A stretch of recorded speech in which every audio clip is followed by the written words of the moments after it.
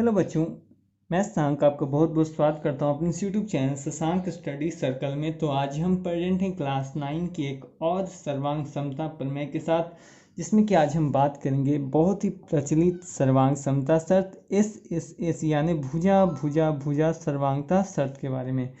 तो देखिए, इसका कहना है कि यदि एक त्रिभुज की तीन भुजाएं दूसरे त्रिभुज की तीन भुजाओं के बराबर हो तो वे दोनों त्रिभुज क्या होते हैं, सर्वांगसम होते हैं। ऐसा आपको सिद्ध करना है, ठीक है। तो सबसे पहले क्या है कि दो त्रिभुज ले लेंगे, ठीक है। दो त्रिभुज क्या है, हमने ले लिया। अब कैसे लीजिए, कोई दिक्कत नहीं। इसका नाम है ABC, इसका नाम है PQR, ठीक है। चलिए, हमने ले लिया। तो सबसे पहले लिखेंगे कि दिया है, क्या है, दिया है, त्रिभुज का नाम हमने लिया है, तो लिखेंगे त्रिभुज ABC, या लिख सकते हैं ABC तथा PQR क्या है, दो त्रिभुज है, ठीक है। दो त्रिभुज है जहाँ की क्या है, AB भुजा जो है PQ के बराबर, BC जो है वो QR के बराबर, और AC जो भुजा है वो PR के क्या है, बराबर। तीनों भुजा एक दूसरे के बराबर हो गई। तो सिद्ध करना है, क्या है, तो सिद्ध करना है। अब जो सिद्ध करना है, सिद्ध क्या करना है, दोनों त्रिभुज क्या सर्वांगसम है, यानी त्रिभुज ABC सर्वांगसम त्रिभुज PQR, है ना। ये क्वेश्चन हो गया हमारा।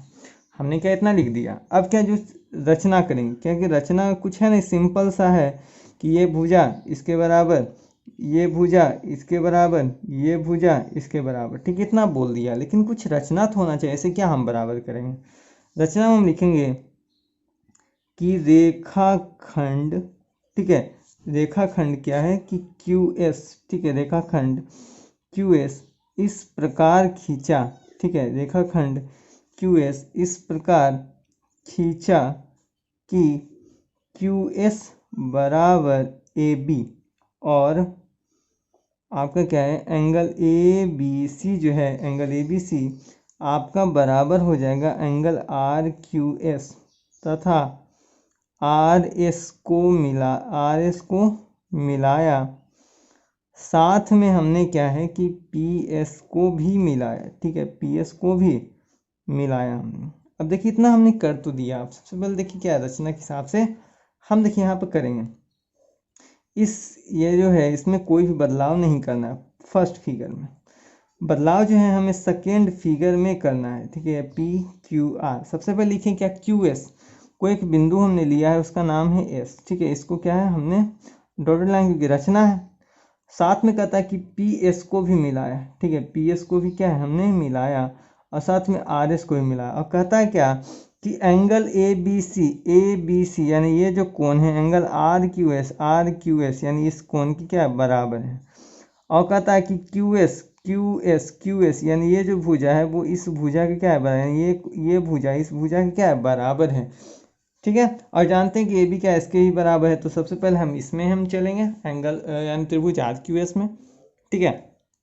अब चलिए प्रमाण में चलते हैं, ठीक है, प्रमाण में चलते हैं।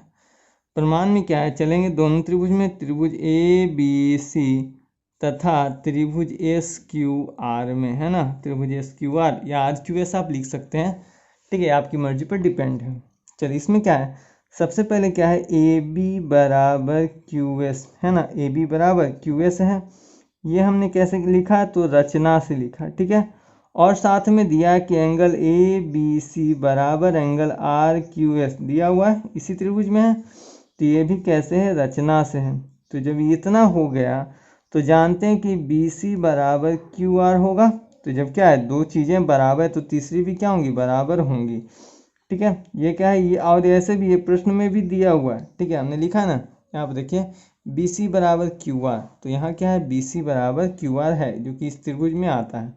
तो कह सकते हैं दो भुजा एक कोण, तो यानी कह सकते हैं S, इसीलिए S सर्वांग समता शर्त से क्या है, सर्वांग समता शर्त से क्या हो जाएगा, दोनों जो त्रिभुज है, त्रिभुज ABC सर्वांगसम हो जाएगा त्रिभुज SQR, ठीक है। चलिए, हो गया। लेकिन अब देखिए, अब हम क्या करेंगे आगे। चलिए, तो अब हम लिखेंगे क्या इसमें कि एंगल BAC बराबर है एंगल QSR। कैसे होगा, तो ये CPCT से, CPCT क्या था, कि संगत कोण और संगत जो भुजाएं दो त्रिभुज की होती है वो क्या होती है, आपस में बराबर। तो कोण हो गया, इसी के साथ जो भुजा है वो क्या है, ए सी बराबर एस आर, ये भी क्या है सी पी सी टी से। यानी देखिए एंगल क्या है बी ए सी, यानी ये कोण बराबर होगा क्यू एस आर, इस कोण के भी बराबर होगा, क्योंकि देखिए ये कोण इस कोण के बराबर, तो इसके संगत भुजा संगत कोण, इसका संगत कोण कौन है, ये है, इसका संगत कोण ये, तो इसका संगत कोण ये, तो ये दोनों कोण भी क्या होंगे, आपस में बराबर होंगे। साथ में जो संगत भुजा है, तो इसकी भुजा क्या थी, संगत दो संगत भुजा ए सी है, तो इसकी संगत भुजा क्या है, ये हो गया, ठीक है, क्योंकि ये तो क्या है, ये इसके बराबर है, तो इसके संगत भुजा ये है ना, जैसे इसके संगत कोण ये, तो इसकी संगत भुजा ये था, तो इसकी भी संगत भुजा ये वाला होगा, तो दोनों क्या होंगे कि सी पी सी टी से क्या होंगे, बराबर होंगे। चलिए इसके कारण क्या हो गया कि हम लिख सकते हैं कि ए बी का जो मान है वो पी क्यू है, ठीक है, ये भी क्या है आपका दिया हुआ ना, ए बी क्या है पी क्यू के बराबर, क्योंकि शुरू में दे दिया था कि ए बी क्या है पी क्यू के बराबर है, साथ में दिया हुआ था कि ए बी जो है, अभी हमने जस्ट लिखा कि ए बी जो है वो क्या है क्यू एस के भी बराबर है, ठीक है, ये भी क्या है, तो हमने कैसे लिखा था, तो रचना से लिखा। तो हम देखिए कि जब किसी क्या है, इसको मान ले समीकरण एक, इसको मान ले समीकरण दो, तो समीकरण एक दो में क्या है, जब एक पक्ष बराबर है तो दूसरा पक्ष भी क्या होगा, बराबर होगा, तो इसीलिए कह सकते हैं कि पी क्यू बराबर क्यू एस। इसको समीकरण माना कोई जरूरी नहीं है, तो समझाने के लिए सिर्फ हमने लिखा, तो क्या हो जाएगा पी क्यू बराबर क्यू एस हो जाएगा, ठीक है। तो जिसके कारण क्या हो जाएगा कि एंगल क्यू पी एस बराबर एंगल क्यू एस पी, यानी कह सकते हैं ना एंगल क्यू पी एस, यानी ये कोण क्यू एस पी, यानी इस कोण की क्या होगा, बराबर होगा, क्योंकि क्या है इसमें लिख सकते हैं क्या कि सम्मुख क्या होता है, सम्मुख या ऐसे सॉरी समान भुजा के क्या होता है, समान भुजा के सम्मुख कोण क्या होता है, समान भुजा के सम्मुख कोण क्या होते हैं, बराबर होते हैं। तो समान भुजा है ना, ये भुजा और इसका क्या है, ये भुजा क्या है, आपस में बराबर होती है, इसका सामने का कोण ये, इसका सामने का कोण, तो सम्मुख भुजा क्या है, आमने सामने का कोण क्या होता है, बराबर होता है। चलिए तो इसी प्रकार क्या है, इसको मान लेते हैं हम समीकरण एक, ठीक है, इसको मानते हैं क्या समीकरण एक पुनः, ठीक है, पुनः चलते हैं। अब हम देखेंगे कि दिया था कि ए सी बराबर पी आर, यानी ये जो है इस कोण की क्या है, बराबर है, ए सी बराबर पी आर। हमने अभी अभी इसी त्रिभुज में देखा कि ए सी का जो मान है वो किसके बराबर है, आर एस के बराबर है। ये क्या था, रचना से था ना, सॉरी ये रचना से नहीं था, सी पी सी टी से था, सॉरी देखिए यहाँ पे है ना ए सी बराबर एस आर या आर एस, ठीक है, हमने लिख लिया, और ये क्या था, दिया हुआ था, ठीक है। चलिए तो जिसके देखिए इसके कारण क्या हो गया, ये तो सी पी सी टी से हो गया। अब देखिए इसी में क्या था कि कोण आर पी एस, सॉरी ओहो, देखिए दो भुजाएं आपस में क्या है, ये बराबर है, तो जिसके कारण क्या हो गया कि पी आर जो भुजा हो गया, ठीक है, यानी ए सी, देखिए दोनों में ए सी आ रहा ना, दोनों में ए सी है, तो जब एक पक्ष बराबर दूसरा पक्ष भी क्या होगा, तो पी आर बराबर क्या हो जाएगा, आर एस हो जाएगा, ठीक है।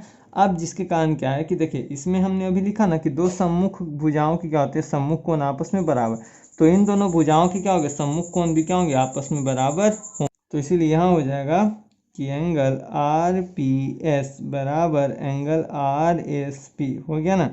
यहाँ भी वही समान भुजा के क्या होते हैं, सम्मुख कोण क्या होते हैं, समान भुजा के सम्मुख कोण आपस में क्या होते हैं, बराबर होते हैं, ठीक है, आपस में क्या, यानी इसका सम्मुख कोण ये कोण, इसका सम्मुख ये कोण, तो ये दोनों कोण क्या होंगे, आपस में बराबर होंगे। अब इसको मानते हैं समीकरण दो, ठीक है। अब क्या करेंगे हम कि लिखेंगे कि समीकरण एक प्लस दो, ठीक है, तो एल एच एस के साथ आर एच एस तो क्या हो जाएगा, angle Q P S plus angle R P S, क्योंकि लेफ्ट वाला लेफ्ट के साथ राइट वाला राइट के साथ, angle Q S P plus angle R S P, ठीक है। अब देखिए यहाँ पे क्या है, अगर इन दोनों कोणों को जोड़ें, ठीक है, ये कोण और ये कोण को जोड़ें, तो यहाँ पे कौन सा कोण बन रहा है, एंगल क्यू पी एस बन रहा है ना, तो लिखेंगे एंगल क्या क्यू पी एस, इसको जोड़ें तो यहाँ क्या बन रहा है, angle Q S R, angle Q S R बन रहा है, ठीक है। और हम यहाँ जानते हैं कि एंगल बी ए सी जो है वो क्या है, एंगल क्यू एस आर के बराबर है। यानी एंगल क्या है, बी ए सी जो है वो क्या है, क्यू एस आर, यानी इस कोण के क्या बराबर था ना, ये वाला कोण इस कोण की क्या बराबर था। और देख लें तो क्योंकि यहाँ देखिए कि angle B S C Q R यानी इसके बराबर है, तो इसके कारण क्या होगा, बी एस सी इसके ही बराबर, यानी कह सकते हैं कि एंगल बी ए सी भी बराबर किसके, एंगल क्यू पी आर के। ठीक है, हो जाएगा ना, क्योंकि ये देखिए अब क्या है कि ये कोण इसके इस कोण के बराबर, ठीक है, तो ये कोण इस कोण की तो बराबर है, तो इसके कारण क्या हो गया, ये कोण इसके ही बराबर है और ये कोण क्या है, इसके भी क्या हो गया, बराबर हो गया। तो इसीलिए यदि हम इन दोनों त्रिभुज में चले, यानी त्रिभुज ए बी सी तथा त्रिभुज पी क्यू आर में यदि हम चलें तो लिख सकते हैं कि ए बी क्या है, पी क्यू के बराबर, ये भुजा क्या है इसके बराबर, ये तो पहले से क्या दिया हुआ था। साथ में लिखें कि एंगल बी ए सी यानी ये बी ए सी यानी ये कोण इस कोण की क्या है बराबर, यानी एंगल क्यू पी आर के बराबर। ठीक है, और साथ में क्या होगा कि ए सी बराबर पी आर है। ठीक है, ए सी क्या है, पी आर, क्योंकि क्या है, बी सी क्या है और क्यू आर क्या है, इसमें उभयनिष्ठ है। तो यानी यहाँ कह सकते हैं आप कि एस, देखिए दो भुजा एक कोण है, तो एस ए एस सर्वांग समता, ठीक है, एस ए एस सर्वांग समता शर्त से क्या हो जाएंगे, दोनों त्रिभुज सर्वांग सम हो जाएंगे। त्रिभुज ए बी सी सर्वांग सम त्रिभुज पी क्यू आर, यही क्या करना था, हमें प्रूफ करना था। तो आशा करते हैं आपको ये वीडियो पसंद आई होगी और ये आपको सर्वांग समता से समझ में आई होगी। तो चलिए वीडियो इसी कारण वीडियो को लाइक कीजिए, शेयर कीजिए और नए तो प्लीज़ सब्सक्राइब करना बिल्कुल ना भूलें। तो मिलते हैं नेक्स्ट वीडियो में RHS सर्वांग समता शर्त के साथ, तब तक के लिए धन्यवाद।